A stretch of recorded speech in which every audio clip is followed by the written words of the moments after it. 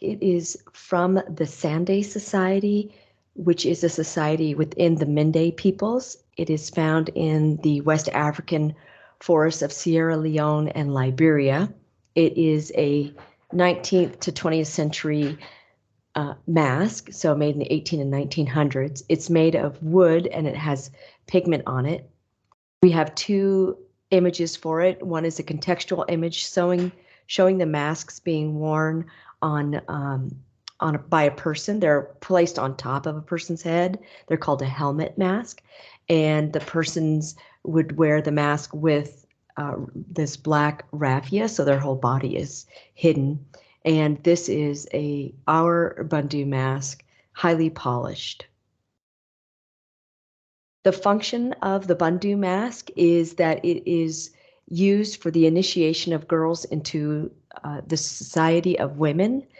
It can be danced at other occasions, but that's its chief purpose, is to help with the initiation of girls or to celebrate the initiation of girls into womanhood. Here is where Sierra Leone and Liberia are. And the context for this helmet mask is that it's also called a sowe mask. Again, worn on the top of the head. It is the only mask that we have that is owned and worn by women. It's worn by the older women in celebration of younger women who have just entered the society of women. So women in this Sande society, they are powerful, and the magic or the power of these masks is very strong. They're about healing, they're about medicine, and they just convey the ability to maintain order in society. So once a woman has moved from childhood into womanhood, this Sande society kind of keeps order and shares with a girl or a woman how to behave. And so they're important to the order of society. So these girls here are moving from childhood into womanhood. And in this initiation process, they wear this white, which kind of shows them as, from in an otherworldly status.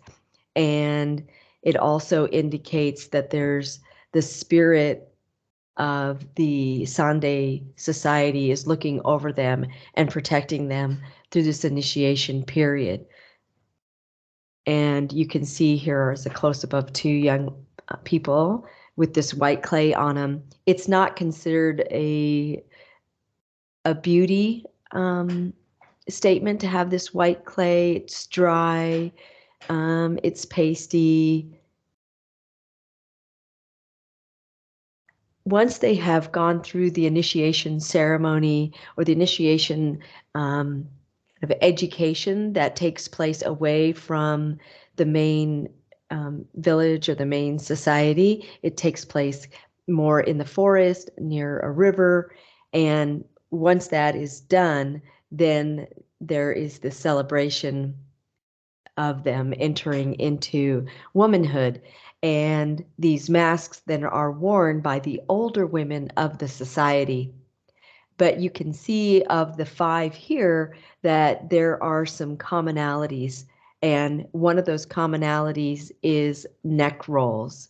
You can see it on our mask on the back of the mask, but you can see these neck rolls on all of these.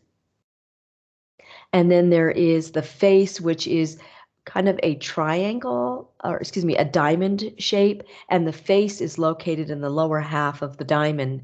And it really shows solemnness, right? Reflection, wisdom, and the feature of the face in all of these masks are we have a small mouth and there's a high forehead, and there are also small ears as well. And the eyes are often more looking down, sort of in reflection. And then it is the top part of the mask, which is the third aspect found on all of these Bundu masks, that is unique.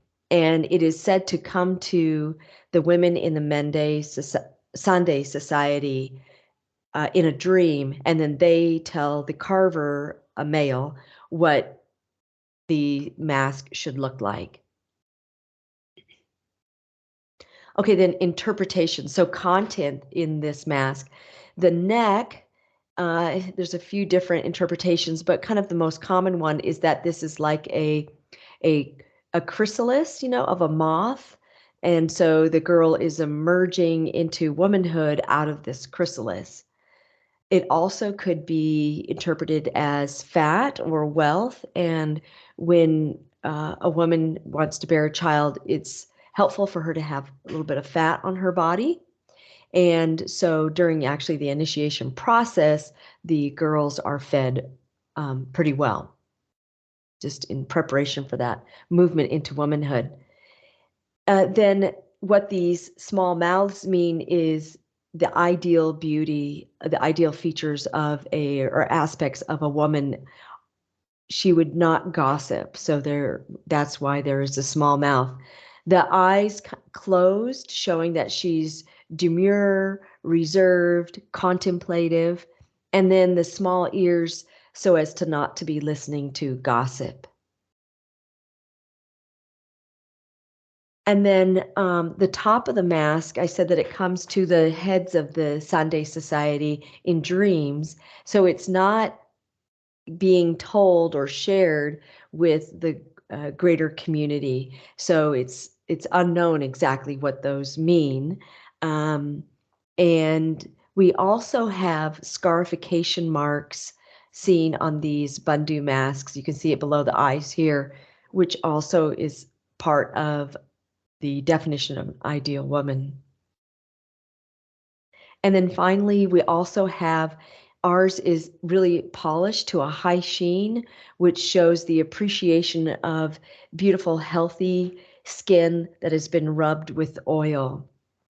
So this leads us, in terms of function, to a mask that helps or celebrates a girl's transition into womanhood, and it teaches the ideal woman in this society.